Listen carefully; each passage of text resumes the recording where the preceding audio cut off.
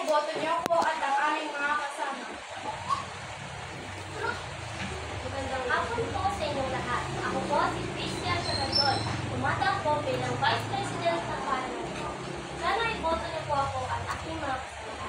Pinapangako po na gagawin ko po lahat ng aking tungkulin.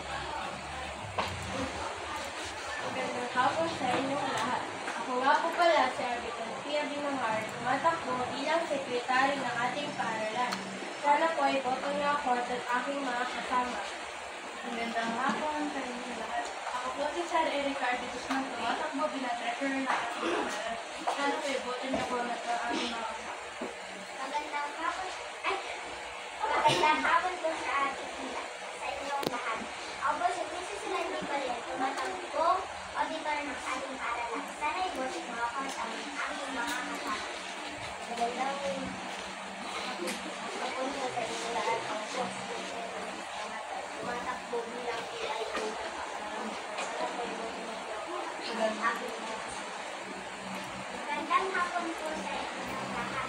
Ako po si Mariel Angulo. Tumatakbo bilang protocol officer.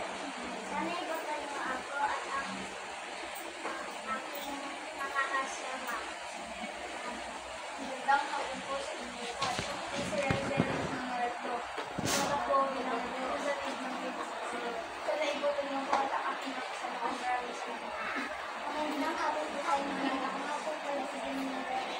Tumatakbo bilang sana sa iboto niyo ako.